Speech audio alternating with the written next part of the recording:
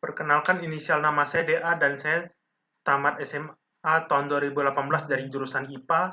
Terus saya tamat S1 jurusan Teknik Sipil tahun 2022, namun saya baru diwisuda tahun 2023 awal. Tujuan pembuatan video adalah sebagai informasi penting bagi anak muda yang sedang kuliah ataupun sudah lulus kuliah, supaya menjadi pertimbangan untuk benar-benar mematangkan diri sebelum masuk ke dunia pekerjaan.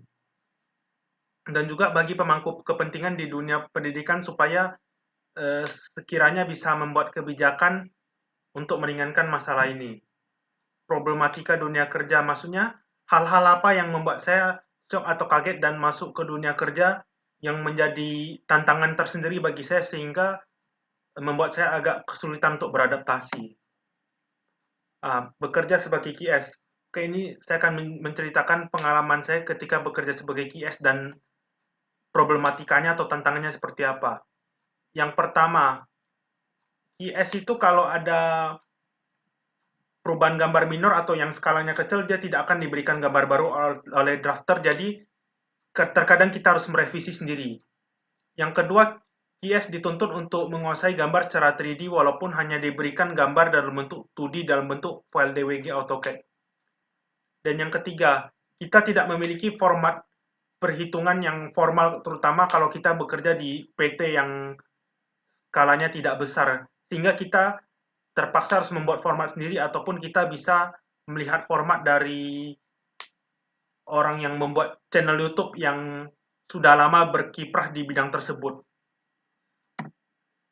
Kerja sebagai structural engineer.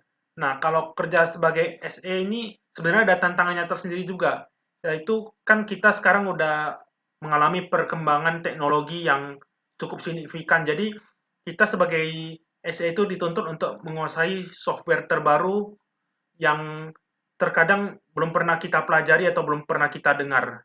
Dan kita dituntut untuk menguasai hal itu dalam waktu yang singkat. Bahkan bisa beberapa minggu udah dituntut harus bisa. Kenapa baru terpikir? Karena saya dulu berpikir kalau waktu saya masih jadi mahasiswa, kalau saya ambil jurusan yang sudah umum seperti teknik sipil, maka kemungkinan keterima kerjanya itu juga besar gitu.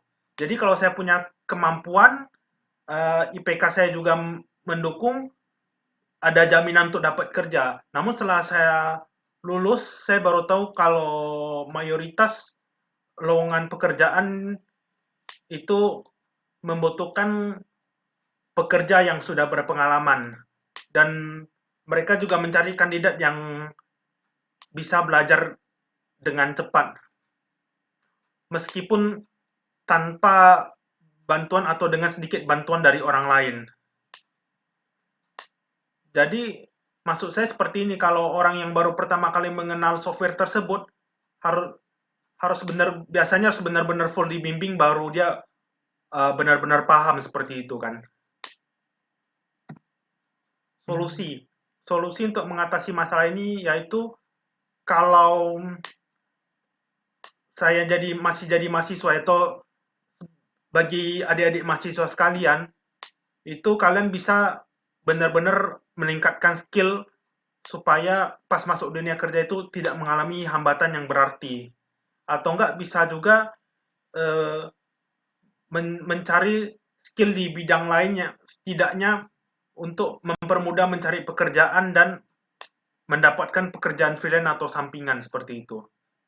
Terus bagi kalangan akademisi mungkin bisa dibuat program atau kurikulum baru yang mudah dimengerti oleh adik-adik mahasiswa supaya eh, skill mereka terasa, keterampilan mereka terasa pas sudah lulus dan masuk dunia kerja.